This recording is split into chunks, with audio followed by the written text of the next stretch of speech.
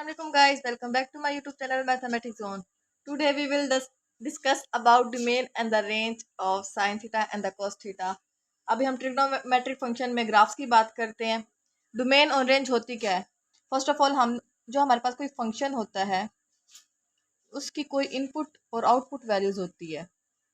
Input और output values होती है, उसको हम बोलते हैं फंक्शन. फंक्शन एक मैथमेटिक फॉर्म में एक्सप्रेस किया जाता है. लेट्स सपोज हम कोई फंक्शन लेते हैं. Let f of x is equal to 2x² plus 3. अब हम ये लेते हैं, हमारे पास जो इनपुट वैल्यू है वो x है. x क्या है हमारे पास? Input value. और इनपुट वैल्यू हमारे पास क्या होती है? इंडिपेंडेंट. इधर हम कुछ भी पुट कर सकते हैं.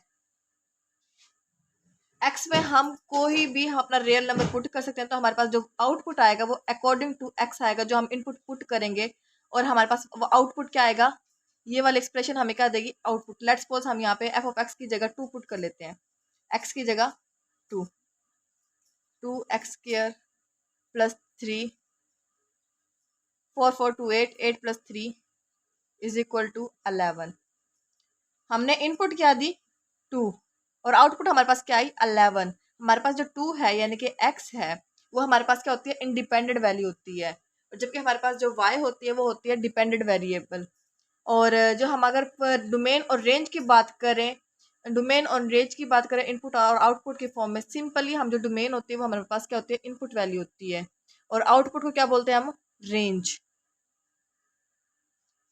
ये हम जानते हैं हमारे पास एफ ऑफ एक्स किस चीज़ के इक्वल होता है?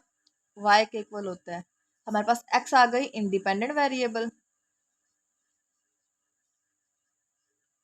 और y क्या हो गई? डिपेंडेंट, जो कि हमारे पास x पर डिपेंड करता है.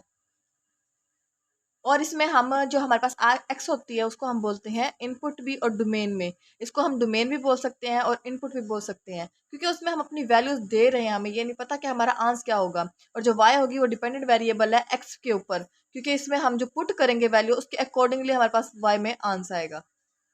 अब हम एक यूनिट सर्कल ड्रा कर लेते हैं. यूनिट सर्कल हम ड्रा कर लेते हैं. हमें ये पता है ये हमारे पास x है, ये x0, ये y0. ठीक है. हमें ये पता है जो हमारे पास जो ये वैल्यू हॉरिजॉन्टल लाइन होती है उसको बोलते हैं हम x एक्सिस, और जो वर्टिकल लाइन होती है उसे बोलते हैं y एक्सिस. अब हम एक यहाँ पे पॉइंट ले लेते हैं. पॉइंट ले लिया हमने. ये इस पॉइंट को हम नाम देते हैं P का. हॉरिजॉन्टल लाइन कौन सी होती है? जो परपेंडिकुलर होती है y एक्सिस की. इसको हम यहाँ पे ड्रा करेंगे तो हमारे पास ये पॉइंट आ गया. इसके अकॉर्डिंग ये बन गया. और y हमारे पास कौन सी वैल्यू होती है? जो हमारे पास x के ऊपर इतना डिस्टेंस क्रिएट करे. क्या हो गई? ये हमारे पास x एंड y. p हमारे पास क्या आ गया? x and y. जो हमें पता है हमारे पास यूनिट ऑफ सर्कल में रेडियस की वैल्यू क्या होती है? 1. ये हमारे पास आ गया x, ये आ गया y. यूनिट सर्कल हमारे पास क्या है? r. इसको हम बोलते हैं यूनिट सर्कल की वैल्यू. अब हम अगर ड्रा करना चाहें साइन थीटा. साइन थीटा हमारे पास किस चीज़ के इक्वल होता है? साइन थीटा होता है y ओवर r के. y ओवर r के यानी कि परपेंडिकुलर ओवर हाइपोटेन्यूस. तो ये हमारे पास किस चीज़ के इक्वल आया? साइन y ओवर r के. अगर हम बात करें कॉस की, कॉस थीटा हमारे पास किस चीज़ के इक्वल होता है? बेस ओवर हाइपोटेन्यूस यानी कि x ओवर r. अब हमने यहाँ पे बात की है जो हमारे पास यूनिट ऑफ सर्कल, जो हमारे पास यूनिट सर्कल है किस रेडियस उसमें हमारे पास किस चीज़ के इक्वल होता है? 1 के.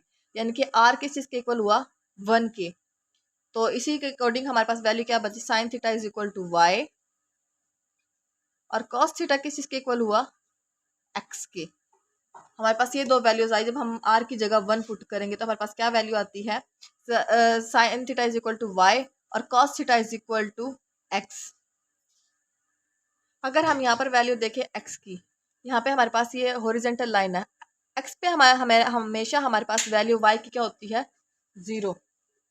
y की वैल्यू 0 होती है. x क्या हुआ? 1. y क्या हुआ? 0. अगर यहाँ पर पॉइंट पे देखें y पे यहाँ पे हमारे पास y की वैल्यू 1 होगी और x की वैल्यू क्या होगी? 0. यहाँ पे x माइनस है क्योंकि नेगेटिव में चला गया तो हमारे पास -1, 0. यहाँ पे क्या आएगा? -1. यहाँ पे आएगा 0 एंड -1. हमारे पास वैल्यू चेक करें अगर हम साइन की और कोस की एक्स और वाई के अकॉर्डिंगली 0 1, यहाँ पे हम चेक करते हैं 1 0 -1 0, यानी कि हमारे पास 0 से वैल्यूज हमारे पास 1 से स्टार्ट होकर -1 तक की रेंज के अंदर है। यानी कि जो हमारे पास जो रेंज आ रही है, अगर हम क्राइटेरिया चेक करें वाई का एक्स का, तो हमारे पास रेंज यहाँ पे ये वाली रेंज की बात नहीं कर रहे हैं, यहाँ पे हम वो रेंज बात कर रहे हैं जहाँ पे हम क्राइटेरिया नहीं देखते कि इसका अगर इसकी लिमिट्स कहाँ तक है, वो वाली रेंज चेक करना चाहते हैं। तो हमारे पास एक्स की चेक करना चाहिए 1 0 -1 0। ये -1 -1 इसलिए आया क्योंकि इसका सिर्फ डायरेक्शन चेंज होने की वजह से साइन चेंज हुआ है, इसलिए यहाँ पर -1 आया। अदरवाइज हमारे पास अब यहाँ पर चेक करते हैं तो 1 है। यानी कि इसकी अगर हम नंबर लाइन पर इसकी बात करें, नंबर लाइन हम ड्रा कर लेते हैं 0 1 -1, ये सो ऑन कंटिन्यूस। अगर हम डोमेन अपनी कुछ भी पुट करें एक्स में और वाई में, अगर हम कोई बड़ा से बड़ा नंबर भी डिजिट भी अगर अपना ऐड करना चाहे साइन थीटा में कॉस थीटा में, अगर आपके पास कैलकुलेटर्स हैं तो आप पुट करके देखें, तो हमारे पास जो वैल्यूज आएगी वो कहाँ से कहाँ तक आएगी, 1 से लेके -1 के सेंटर में, इससे बाहर नहीं आएगी जो इसकी रेंज आएगी।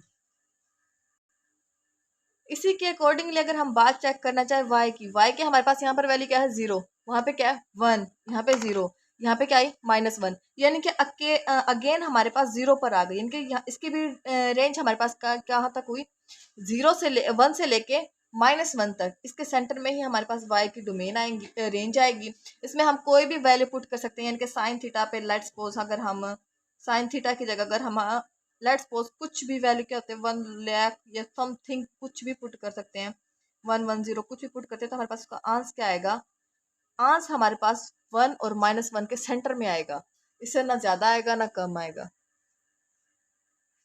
हमारे पास जो आंसर होगा वो -1 और 1 के सेंटर में होगा और 1 उसके अंदर इंक्लूड होगा, क्योंकि हमारे पास 90 पे क्या होता है साइन थीटा 1 होता है, तो उसी वजह से हमारे पास जो वैल्यू होगी 1 और -1 के दरमियान रहेगी।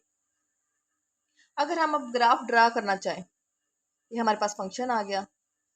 फंक्शन क्या होता है, इनपुट और आउटपुट वैल्यू जो हम एक न्यू दे। डोमेन हमारे पास क्या होती है, इनपुट वैल्यूज होती है फंक्शन की, और रेंज हमारे पास क्या होती है, output value of a function. Function में हम पुट कर देते हैं साइन थीटा। साइन थीटा हमारे पास किस चीज़ के इक्वल था, वाई के। वाई में हमारे पास डोमेन हम कोई भी रियल नंबर दे सकते हैं, कोई भी रियल नंबर, 100 से लेके 0 से लेके कोई भी नंबर हम रैशनल में कोई भी नंबर देंगे तो हमारे पास क्या होगा उसका डोमेन क्या होगी, इनपुट वैल्यू ये होगी। और हमारे पास जो रेंज आएगी, रेंज क्या होगी, 1 से लेके -1 से लेके -1 तक। सिर्फ हमारे पास की रेंज क्या आएगी, 1 से लेके 1 तक। अगर हम बात करते हैं कॉस थीटा, यहाँ पे हमारे पास थीटा आएगा। अगर हम बात करना चाहें यहाँ पे कॉस थीटा की, कॉस थीटा की भी डोमेन क्या होगी, ऑल रियल नंबर्स, और इसकी रेंज क्या आएगी, -1 से लेके थीटा 1, यानी कि -1 से लेके 1। अगर हम बात करना चाहें इसी तरह टेन थीटा की, टेन थीटा की हमारे पास वैल्यू क्या होती है, अनडिफाइन से लेके, यानी कि अनडिफाइन इंक्लूड नहीं होगा इसमें, से लेके हमारे पास डिफाइन तक, माइनस अनडिफाइन से लेके अनडिफाइन तक हमारे पास की वैल्यू, उसका रेंज भी क्या आएगी हमारे पास, अनलिमिट आएगी, अनडिफाइन होगी वैल्यूज। और इसी तरह हमारे पास आती है कॉट में, टेन टेन के बाद हम कॉट थीटा ले लेते हैं। कॉट थीटा में भी हमारे पास क्या होगा, माइनस अनडिफाइन से लेके प्लस अनडिफाइन तक, ये चीज़ें इंक्लूड नहीं होंगी, और इसकी रेंज भी क्या होगी, अनडिफाइन तक।